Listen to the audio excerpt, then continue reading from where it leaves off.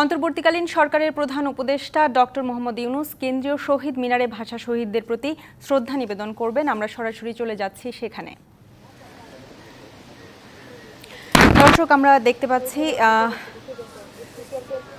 Doctor Mohammad Yunus হেঁটে হেঁটে শহীদ মিনারের দিকে যাচ্ছেন।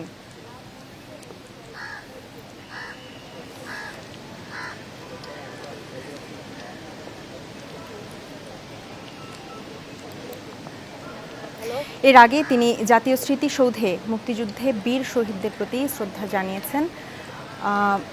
তার ১৩ জন উপদেষ্টাকে সাথে নিয়ে শ্রদ্ধা নিবেদনের সময় আমরা দেখেছিলাম যে ঠিক আগেই বৃষ্টি নামে এবং বৃষ্টির মধ্যেই তারা সবাই শ্রদ্ধা জানান।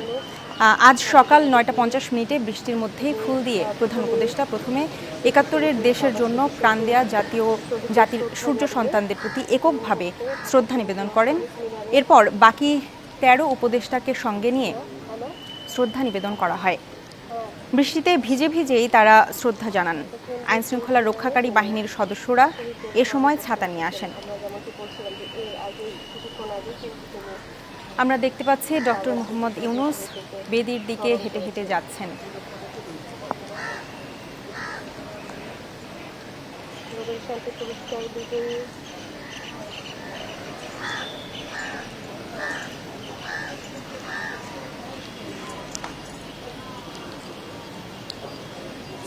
নোবেল বিজয়ী ডক্টর মোহাম্মদ ইউনূসের নেতৃত্বে যে অন্তর্বর্তীকালীন সরকার গঠিত হয়েছে গতকাল রাতে ছাত্র জনতার আন্দোলনের মুখে শেখ হাসিনা সরকারের পতনের পর কার্যত ডক্টর মোহাম্মদ ইউনূস হেঁটে হেঁটে ভাষা শহীদদের শ্রদ্ধা জানাতে কেন্দ্রীয় শহীদ মিনারে শ্রদ্ধা জানাচ্ছেন এই মুহূর্তে।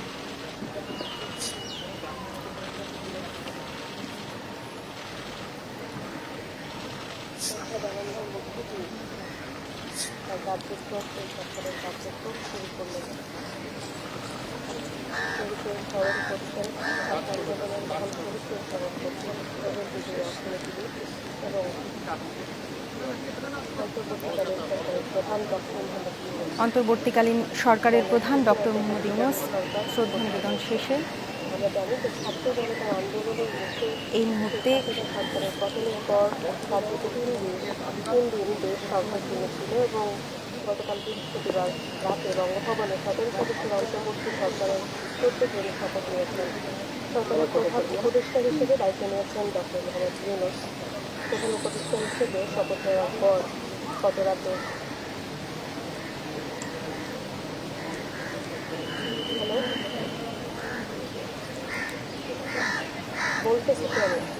এই মুহূর্তে আমরা দেখতে পাচ্ছি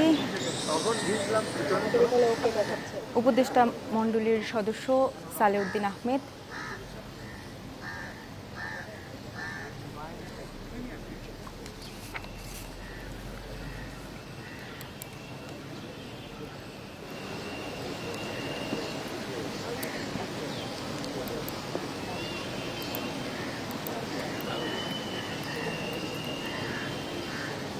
যেমনটি বলছিলাম, নোবেল বিজয়ী অর্থনীতিবিদ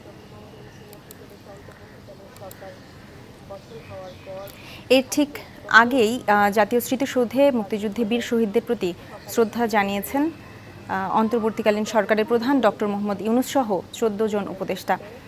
শ্রদ্ধা নিবেদনের ঠিক আগেই বৃষ্টি নামে এবং বৃষ্টির মধ্যেই শ্রদ্ধা জানান তারা। শুক্রবার সকাল ৯টা ৫০ মিনিটে বৃষ্টির মধ্যেই ফুল দিয়ে প্রধান উপদেষ্টা প্রথমে ৭১-এ দেশের জন্য প্রাণ দেয়া জাতির সূর্য সন্তানদের প্রতি এককভাবে শ্রদ্ধা নিবেদন করেন। এরপর বাকি ১৩ উপদেষ্টাকে সঙ্গে নিয়ে শ্রদ্ধা নিবেদন করা হয়। বৃষ্টিতে ভিজে ভিজেই তারা শ্রদ্ধা জানান। সেই সময় আইনশৃঙ্খলা বাহিনীর রক্ষাকারী বাহিনীর সদস্যরা ছাতা নিয়ে আসেন। পরে জাতীয় স্মৃতিসৌধে রাখা পরিদর্শক বইয়ে মন্তব্য লেখেন ডক্টর মোহাম্মদ ইউনূস। সাভার থেকে অন্তর্বর্তী সরকারের উপদেষ্টারা আবার ঢাকার উদ্দেশ্যে রওনা দিয়ে এই মুহূর্তে কেন্দ্রীয় শহীদ মিনারে অবস্থান করছেন।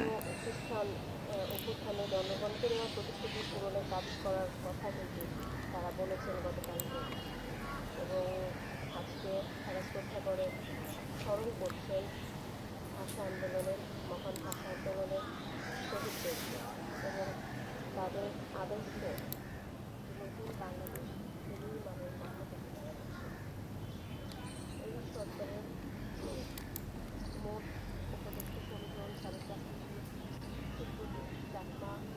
আমরা দেখতে পাচ্ছি একজন একজন করে উপদেষ্টা মণ্ডলীর সদস্যরা শহীদ মিনারের বেদিতে উঠে আসছেন।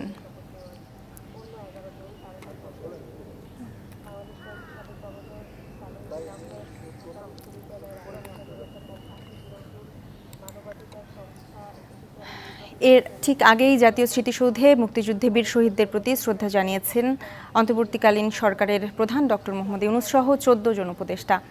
শ্রদ্ধা নিবেদনের ঠিক আগেই বৃষ্টি নামে এবং বৃষ্টির মধ্যেই তারা শ্রদ্ধা জানান। আজ সকাল 9টা 50 বৃষ্টির মধ্যেই ফুল দিয়ে প্রধান উপদেষ্টা প্রথমে ৭১-এর দেশের জন্য প্রাণ দেয়া জাতির সূর্য সন্তানদের প্রতি এককভাবে শ্রদ্ধা নিবেদন করেন।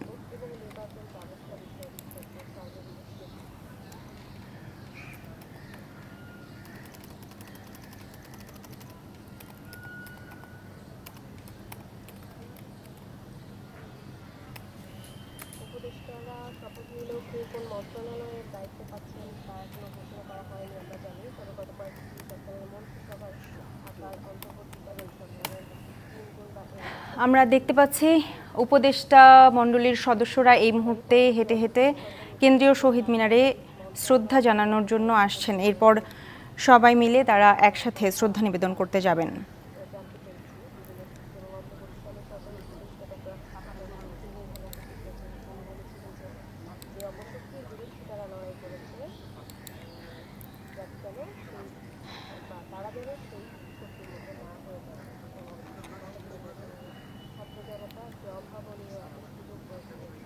আমরা এই মুহূর্তে দেখতে পাচ্ছি উপদেষ্টা মণ্ডলীর সবাই কেন্দ্রীয় শহীদ মিনারে শ্রদ্ধা জানাচ্ছেন।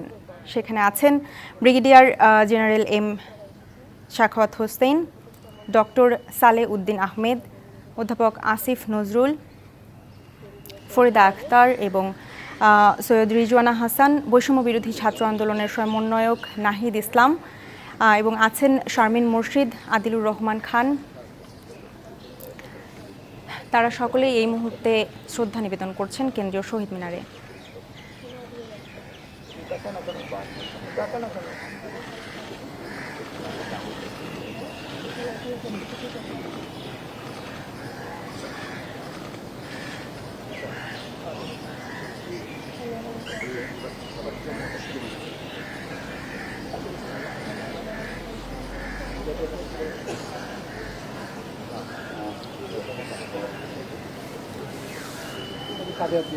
শ্রদ্ধা নিবেদন শেষে আমরা দেখতে পাচ্ছি ডক্টর মোহাম্মদ ইউনূস সহ 14 জন উপদেষ্টা এই মুহূর্তে বেদি ত্যাগ করছেন।